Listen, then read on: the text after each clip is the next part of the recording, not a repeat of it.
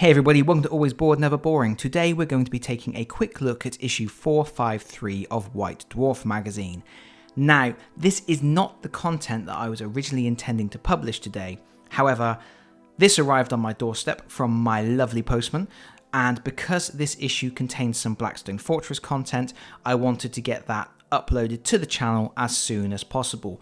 And I am doing this despite having two excitable children running around in the garden just outside. So, if you hear some screaming in the background, it's just the kids playing and absolutely nothing to worry about. Probably.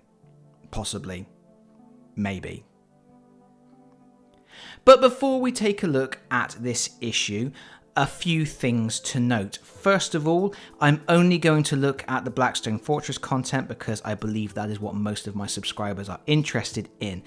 If there is anything that you would like to know more about that comes in this issue, do please leave a comment below. I am happy to shed some additional insights if I am able to do so.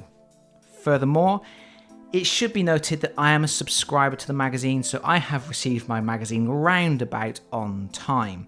If you want to purchase this magazine at retail release has been delayed because of all of the grander issues that we are dealing with in the world today. So the actual retail date for this issue is the 2nd of May, Saturday the 2nd of May. It's going to be a couple of weeks before you can pick this up in a store.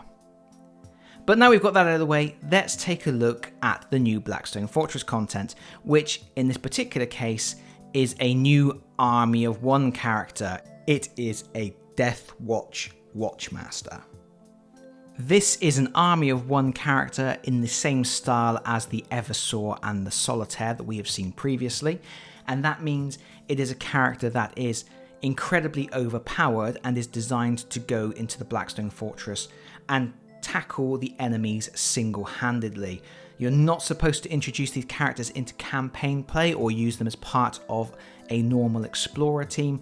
You're supposed to use them for one-off dungeon plunges for a little bit of fun, and I think that's probably my biggest issue with these Army of One type rules, is they're a bit of a gimmick really. For me, they're a way to use miniatures that you may already have, so if you've already got a Watchmaster in your collection, this is a cool issue to pick up because you can take your Watchmaster off the display cabinet, drop him in the Blackstone Fortress, and have a one-off adventure with him for a bit of a laugh. I don't see these rules as a reason to go out and actually purchase a Watchmaster. He's a hero level character, so he's going to be in the region of £17.50 to £20. And I just don't think that's a worthwhile investment for these rules, which you may use once, maybe twice. Of course, you can use a proxy, any Space Marine miniature or something comparable. Use a Stormcast if you want, it doesn't really matter. But yeah, I wouldn't ever go out of my way to purchase the specific miniature for the Army of One rules. Whereas if it was a retinue character, I might. The reason being, retinue characters you can actually integrate into your full campaign play. They come with their own mission to unlock them, and then once you have unlocked them, they're always available to choose. So you can add them into your exploration team at any point when you feel like it. So you're going to get more use out of those retinue characters than you would out of an Army of One character. All that aside, let's take a quick look at what the Watchmaster actually does. Here we have the Watchmaster character sheet. As always, it is printed inside the magazine. It is not included as an actual physical card with the magazine. I would absolutely love it if they were to start introducing these rules with a physical card, or maybe release a card pack that has all of the cards that were for the 2019 annual and any White Dwarf content since then. That would be cool, and I would definitely pick that up if I could. But we can see that the Deathwatch Watch Master is incredibly powerful. He has a move 2 as standard, but if you use an activation dice which has a value of 4 or more, he gets a move of 4. His defense is 2d12, his agility is 1d12, his vitality is 2d12. He has 2 weapon actions. He's got the Guardian Spear, using it as a melee weapon, or the Guardian Spear using it as a shooting weapon. For his melee attack, he's rolling 2d12 and a d8. For his ranged attack, at range 2 to 3, he's rolling 2d12 and a d8, and at range 4 plus, it's 1d12 and 2d8. If he kills something while doing a shooting action, then he activates the Bone Shrapnel ability. So basically, the hostile that he slays explodes, and you roll the Blackstone Fortress dice for each other enemy on the same hex or any adjacent hex, and on an 18 plus, those hostiles suffer wounds as well.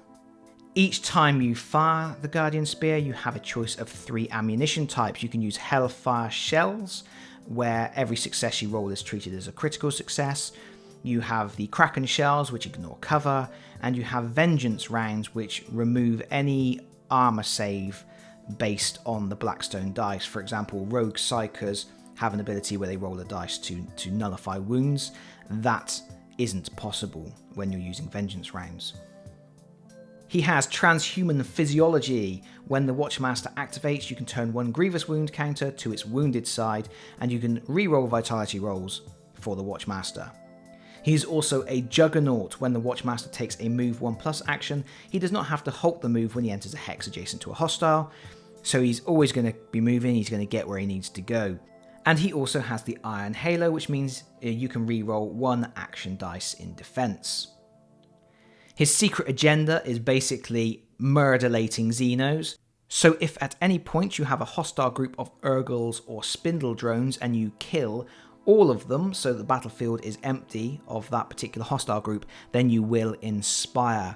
And inspiring just makes you even more killy than you were before. Your Guardian Spear becomes more deadly. All of your other abilities remain the same. All of your other stats remain the same, but your Guardian Spear melee attack goes up to 2d12 and 2d8, and your ranged attack goes up to, at range 2 to 3, 2d12, a d8 and a d6, or at range 4 plus, a d12, 2d8 and a d6. Yeah, you just become really, really killy. And that's it, that's your lot. He is a character intended to go into the Blackstone Fortress and take down as many of the enemy as possible in single dungeon plunges. Again, like I said a little bit earlier, I do find these rules a little bit gimmicky. They're fun for a one-off. I don't really feel like we needed 3 different army of 1 characters. I think any one of them gives you pretty much that same experience of feeling super powered and able to take on massed forces. I would much rather they were doing more retinue characters or more missions, because you're going to get more out of those, I think. But I do feel like they're probably introducing these rules more for people who already have the miniatures to make use of those miniatures, not necessarily for people to go out and buy them. Although, of course, in the article it does say, if you don't have a Watchmaster, you can go and buy this particular miniature, and it does tell you which miniature to buy if you need it. Again, not something I intend to do. Blackstone Fortress is already an expensive game. The expansions are expensive, but the expansions I do feel are worth it. I do not really feel it's worth spending upwards of £20 for a single miniature for an army of 1 rule that I will play maybe once. But that's just me. What do you guys think? Let me know in the comments. Always interested to hear what you have to say. So share your thoughts. But that is it from me for now. Thank you so much for listening. If you have liked the video, please consider pressing the like button. If you really like the video, please consider subscribing if you don't already do so. And hopefully, I will see you all again very soon. Bye bye everyone. Bye bye.